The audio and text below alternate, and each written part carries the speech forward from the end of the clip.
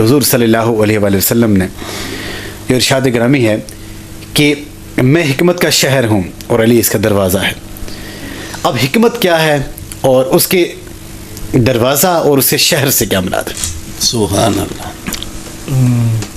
اعوذ باللہ من الشیطان الرجیم. بسم اللہ الرحمن الرحیم. انتہائی محترم مکرم پروفیسر اعجاز بشیر صاحب، آپ اور آپ کی جملہ ٹیم ایک بار پھر مبارک کے مستحق ہیں کہ سبقتوں کے جتنے عنوان ہیں اللہ تعالیٰ نے آپ کو نصیب فرمایا. یہ بڑی عظمت کی بات ہوتی ہے کہ اللہ تعالیٰ اپنے محبوبوں کا ذکر کرنے کی توفیق نصیب فرمائے، اور جو محبوب کے بھی محبوب ہیں ان کی تو عظمت کی بات ہی کیا ہے. اس لیے سب سے پہلے تو میں آپ کی وساطت سے آپ کی جملہ ٹیم اور آپ کے جملہ حاضرین و سامعین سے اس غم کے لمحے میں اظہار تعزیت کرتا ہوں کہ آج مولا کائنات کی شہادت کا دن ہے. شہادتیں بھی ساری برابر نہیں ہوتی، بے شک کچھ شہادتیں ایسی ہیں. یہ شہادت تنہا علی کی شہادت نہیں، یہ کائنات کی شہادت ہے. بے شک یہ نفس رسول کی شہادت ہے، یہ رسول اللہ کے بھائی کی شہادت ہے. بے شک یہ زہرا کے شوہر کی شہادت ہے، یہ حسنین کے بابا کی شہادت ہے. بے شک. اور کچھ لوگ ایسے ہوتے ہیں جن پہ زمین بھی نوحہ کرتی ہے، آسمان بھی نوحہ کرتی ہے. بے شک. اس لیے یہ تصور کرنا چاہیے کہ کائنات علی پوری کائنات کا ہے، وہ انسانیت کا ہے. بے شک. مولا علی کسی ایک فرقے کے نہیں، کسی ایک مذہب کے نہیں، کسی ایک مسلک کے نہیں، کسی ایک جماعت کے نہیں، بے شک کسی ایک قوم کے نہیں. وہ اس رسول کے نفس ہیں جن کو اللہ نے فرمایا انی رسول اللہ علیکم جمیعا. جس طرح نبی کی رسالت پوری کائنات کے لیے عام ہے، علی کی ولایت پوری کائنات کے لیے عام ہے. سبحان اللہ سبحان اللہ. اس لیے مولا کائنات کی عظمتوں کے پہلو میں سے اب ایک تو ہمارے ہاں یہ ہے کہ ہم ایک آدھ روایت دیکھتے ہیں تو پھر یہ بندہ اس کو ذکر کرنے میں بڑا آسانی ہو جاتی ہے کہ کسی کے بارے میں ایک روایت ہے. لیکن یہاں بندہ کیا کرے؟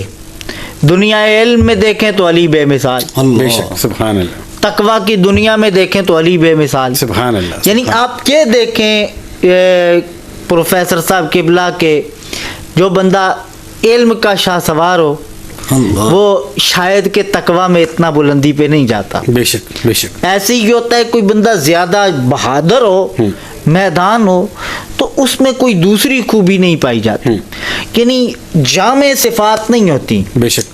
مولا کائنات کو آپ جس میدان میں دیکھیں گے ایک تو شوق سے اترتا نہیں دیکھیں گے.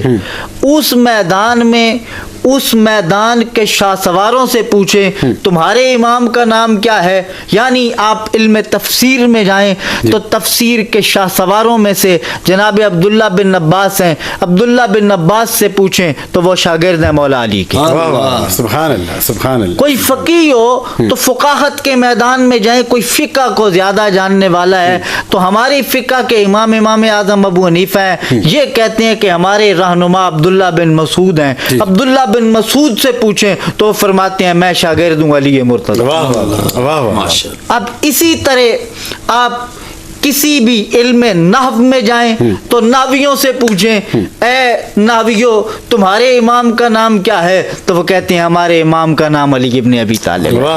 آپ میدان شجاعت میں جائیں تو شجاعت کے میدان میں بڑے سے بڑے بہادر سے پوچھیں، بلکہ اس کی بہادری کے کیا کہنے، زمین والوں سے چھوڑ کے جنت کے فرشتے رضوان سے پوچھیں تو ریاض النظرہ میں ہے جب مولا کائنات نے مرحب پہ وار کیا تو رضوان جنت نے یہ آ کے اعلان کیا لا فتح الا علی لا سیف الا ذوالفقار. اوے زمانے میں جوانیاں بڑی دیکھی ہیں، علی جیسا کوئی جوان نہیں دیکھا. تلواریں بڑی دیکھی ہیں، ذوالفقار جیسی زمانے میں تلوار کوئی نہیں دیکھا. اب اسی طرح دنیا علم میں میں نے آپ کو کہا کہ جتنے بھی عظمتوں کے پہلے ہیں، اب اس میں خاص بات یہ کہ رسول اللہ صلی اللہ علیہ وسلم نے فرمایا اب حضور نبی پاک علیہ السلام کا کوئی بات حکمت سے خالی نہیں ہے. بے شک بے شک. حضور یہ فرمائے انا مدینۃ العلم. اب سارے ہی صحابہ علم کے دروازے ہیں. ہم کس بات کو یہ ذہن میں رکھنا چاہیے کہ کوئی بھی صحابی ہو رسول اللہ کے ساتھ بیٹھے وہ علم نہیں.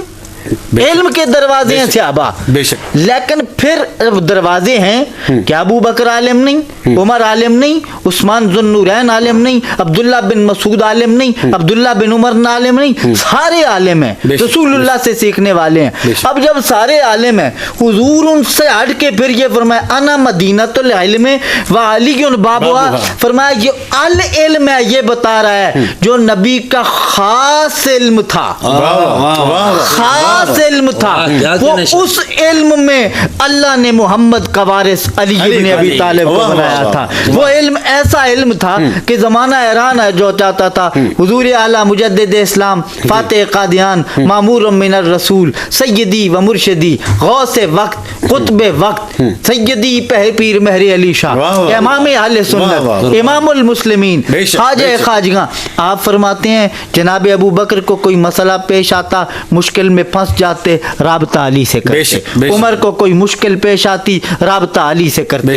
عثمان کو کوئی مشکل پیش آتی رابطہ علی سے کرتے. یہاں تک کہ مولا کائنات مشکل سے مشکل مسئلے کو آنکھ چپکنے کی دیر میں حل کر جاتے تھے. ایسا کوئی سوال کبھی علی کی بارگاہ میں نہیں گیا کہ مولا علی کو سوچنا پڑے. علی کی زندگی میں کوئی ایسا سوال نہیں ہے کہ علی نے یہ کہا ہو جواب سوچنے دو, کوئی جواب. پھر اس سے ہٹ کے آپ دیکھیں یہاں تک مشہور ہو گیا.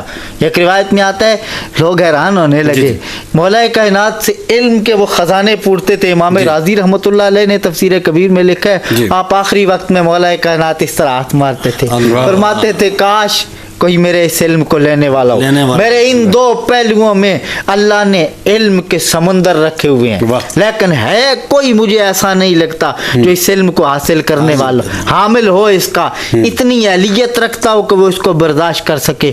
ایسا نہیں ہے کہ میں اسے یہ دے دوں. لوگ حیران ہونے لگے. لوگ حیران ہوتے تھے علی کے پاس کوئی انوکھی کتاب ہے. ظاہری بات ہے جب حضور نہ مشورے میں کسی کو شریک کرتے سرگوشی کرتے تو علی سے کرتے تھے. آیت نجوہ علی کے حق میں اتری ہے, سرگوشی حضور کے کرتے تھے. یہ سب حیران ہوتے تھے کہ شاید حضور علی کو کوئی اور کتاب پڑھاتے ہیں جو ہمیں نہیں پڑھاتے. تو مولا کائنات کو قسم اٹھا کے کہنا پڑا, آپ نے اللہ کی قسم اس کتاب کے علاوہ ہمارے پاس ہم آل محمد کے پاس اور کچھ نہیں ہے. ہاں ایک بات ہے, اللہ نے جو اولاد محمد کو فام عطا فرمایا ہے, اللہ وہ فام علی کے پاس ہے. زمانے میں علی جیسا فام کسی کا نہیں, اس لیے کہ علی نفس رسول. حضور نے فرمایا اہل بیتی خلقوا من طینتی و رزقوا من فہمی.